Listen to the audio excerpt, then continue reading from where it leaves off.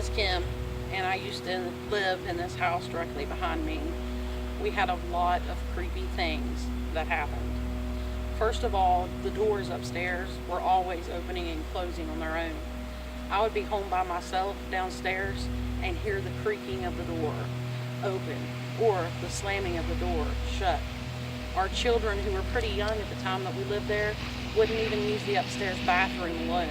They would make each other go in with each other because they were so scared. One time we saw a lady's, it looked like an old-time lady's dress at the bottom, white, come around the corner and head up the stairs. But when we looked, nobody was there. The most dreadful thing that happened in this house is that my son, who was 14 at the time, woke up to see a black image standing in the doorway. He said then he got this overwhelming sense of dread, and he started smelling what he could only describe as rotten, burning flesh. It's that same night that we heard the pounding on the front door. We all looked and no one was at the front door. We looked out back and no one was at the back door.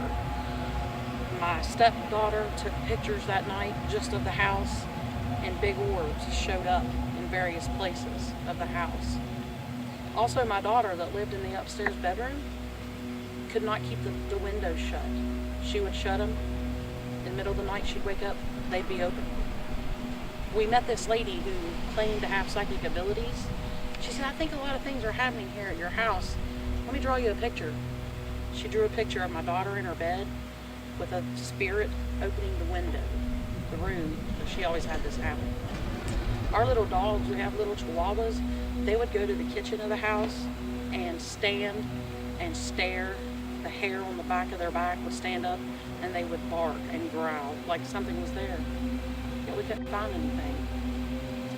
One time the porch was being remodeled. The landlord was having the porch remodeled, and a bone was found in the dirt.